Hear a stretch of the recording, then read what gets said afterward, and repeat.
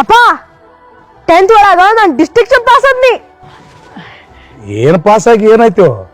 ಇಲ್ಲೇ ದುಡುದು ಇಲ್ಲೇ ತಿನ್ನೋದು ಅಷ್ಟೇ ನಮ್ಮ ಬಾಳೆ. ಯಾಕಂಗಂತೀರಿ? ನಮ್ಮ ಪರಿಸ್ಥಿತಿ ಹೆಂಗೈತಿ ನಿನಗೂ ಗೊತ್ತೈತಲ್ಲ. ಯಾಕ ಹುಡುಗ SSLC ಚಲೋ ಮಾರ್ಕ್ಸ್ ಅಂದ್ರೆ ಖುಷಿ ಪಡೋದು ಬಿಟ್ಟು ಬೇಜಾರ ಆಗ್ತಿರಲ್ಲ. ಏನು ಖುಷಿ ಬಿಡೋ ಮಾರಾಯ, ಎಟ್ ಕಲ್ತ್ರೆ ಏನ್ ಮಾಡೋದು? ಹೊಲ್ದಾಗ ದುಡಿಯೋದು ಇಲ್ಲೇ ತಿನ್ನೋದು. ಅಲ್ಲ ದೊಡ್ಡ ದೊಡ್ಡ ಸಾಲಿ ಕಲ್ಸಾಕ ನಮ್ಮ ಮತ್ತೇನು ಕಂಡಬಿಟ್ರು ರೊಕ್ಕ ಅದಾವಣ?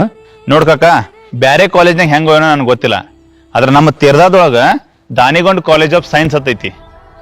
ಈಗ ಆ ಕಾಲೇಜ್ ಒಳಗ SLC ಮುಗಿಸಿದಂತ ವಿದ್ಯಾರ್ಥಿಗಳು ಯಾರು ಸೈನ್ಸ್ ಮಾಡ್ಬೇಕು ಅನ್ಕೊಳತ್ತಾರಲ್ಲ ಅವ್ರ ಸಲುವಾಗಿ ಒಂದು ಸ್ಕಾಲರ್ಶಿಪ್ ಟೆಸ್ಟ್ ಇಡಾತಾರ. ಆ ಟೆಸ್ಟ್ ಒಳಗ ಹೈಯೆಸ್ಟ್ ಮಾರ್ಕ್ಸ್ ತೊಗೊಂಡವ್ರಿಗೆ ಅಂದ್ರೆ ಫಸ್ಟ್ ಬಂದವ್ರಿಗೆ 100% ಶಿಕ್ಷಣ ಫ್ರೀ ಒಳಗೆ ಕೊಡ್ತಾರ. ಸೆಕೆಂಡ್ ಬಂದವಂಗ 90% ಕನ್ಸೆಷನ್ ಇರುತ್ತೆ. ಥರ್ಡ್ ಬಂದವಂಗ 80% ಕನ್ಸೆಷನ್ ಇರುತ್ತೆ. ಹಿಂಗ 1 to 50 ವರೆಗೂ ಎಲ್ಲಾ ವಿದ್ಯಾರ್ಥಿಗಳಿಗೂ ಅವ್ರ ವಿದ್ಯಾಭ್ಯಾಸದೊಳಗ ಕನ್ಸೆಷನ್ ಕೊಡ್ತಾರ. ಈ ಪೇಪರ್ಕ ಎಷ್ಟು ರೊಕ್ಕ ತುಂಬಬೇಕು? ಈ ಎಕ್ಸಾಮ್ಗೆ ಯಾವುದೇ ರೀತಿ ರೊಕ್ಕ ಇಲ್ಲ. ಇದು ಟೋಟಲಿ ಎಲ್ಲಾ ಮಕ್ಕಳಿಗೂ ಫ್ರೀ ಐತಿ. ನಿಮ್ ಹುಡುಗನು ಬರ್ಸಾ ಇದ್ದಪ್ಪ ಅಂತಂದ್ರ ಇಲ್ಲಿ ಕೆಳಗಿನ QR ಕೋಡ್ ಕಾಣತತ್ಲೆ, ಸ್ಕ್ಯಾನ್ ಮಾಡಿ ತಂದ ಅಪ್ಲಿಕೇಶನ್ ಫಿಲ್ ಮಾಡತ್ತೇಳು. ಏಪ್ರಿಲ್ 12ನೇ ತಾರೀಕು ಲಾಸ್ಟ್ ಡೇಟ್ ಐತಿ. ಅಷ್ಟೊಳಗ ರಿಜಿಸ್ಟರ್ ಮಾಡ್ಕೊಳಕ್ ಹೇಳವಂಗ.